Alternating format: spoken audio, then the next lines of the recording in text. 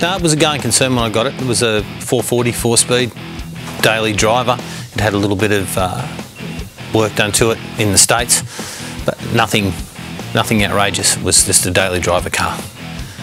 Now, my plan was not to make it as outrageous as it's been made now. The plan was to make it look like it does now. I could see how I wanted the car to look, but not go quite as outrageous with the 4-link and, you know, tunnel ram hanging out the bonnet, etc. So the original plan was to make it more usable, but the further we got into it, the more I could see the potential to make the car outrageous, to make it something different. And you don't see these things all the time. You know, there's very few of these cars in Australia that are heavily modified. So we're going to take the car to the drags probably in about June. Just got a few little things to sort out on it. I haven't got a tail shaft loop in it yet because it didn't get the time to finish all those bits and pieces off.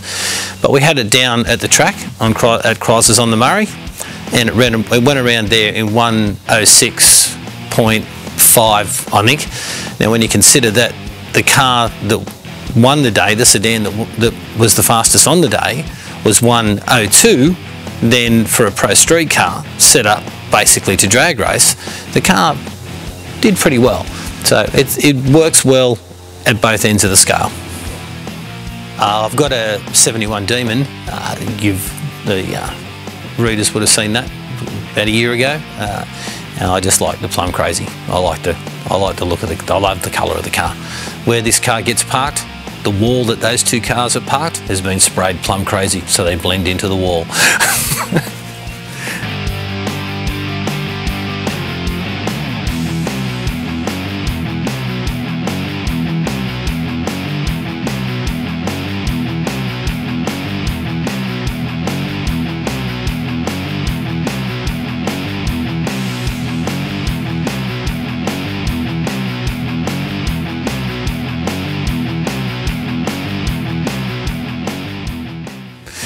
So we got the original 440, pulled it out, sonic checked the bores. It was good meat in the bores. These things suffer from core shift. About 1 in 4 of the old RB blocks are any good to go much more than about 4.370. This is 4.385. We put a 4.5-inch straight crank into it, steel capped it, side bolted it, put a set of Victor 440 heads on it.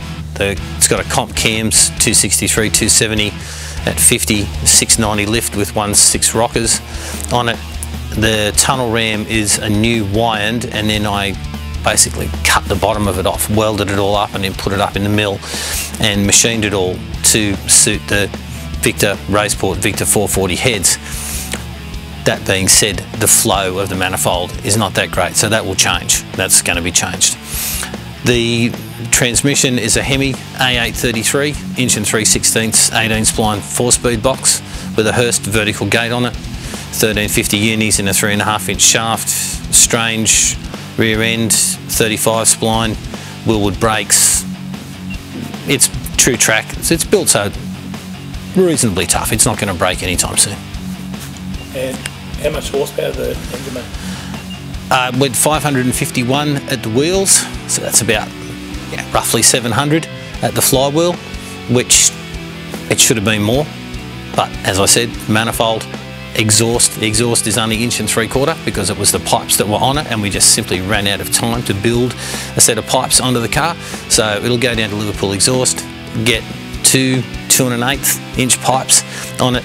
We'll change the tunnel ram out to a Super Victor and a 1050 Dominator on it, and we're looking to make 600 odd, 620 at the wheels, which is what the engine should do.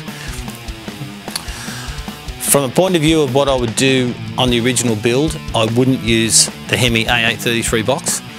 They're expensive and they're a rather cumbersome thing. Very strong, but a cumbersome thing. The vertical gate shifter, yeah, works well in a straight line, but for anything else it's pretty difficult, so I would have put a T56 Magnum into it. But other than that, the way that the car has come out for its first build and the way that it looks is what I was aiming for. It was what I was trying to achieve. As far as the look of the car is concerned, it probably ranks #1 in my eyes. My favourite car is still my 56 Bel Air with a 540 cube big block in it, injected with a 5-speed, and I've had that car for 28 years, so it ranks #1, and it's hard to rank the rest of them because they're all very different, Paul.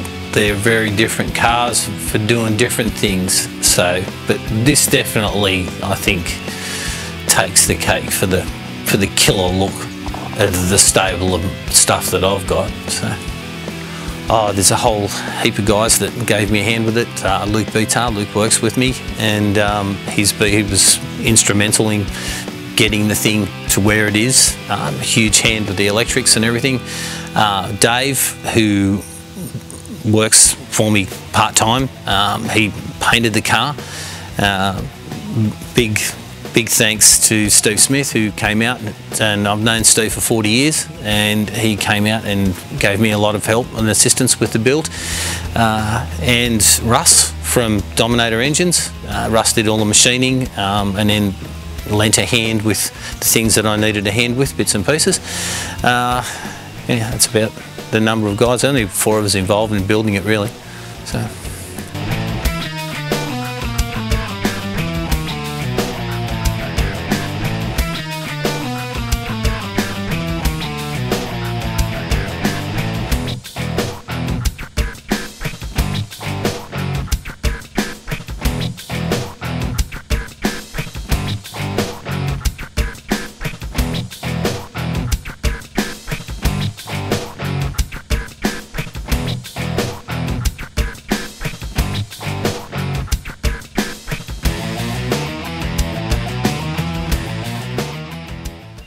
Hi, I'm Mick. This is my '67 Plymouth GTX, and you're watching Killer Rides.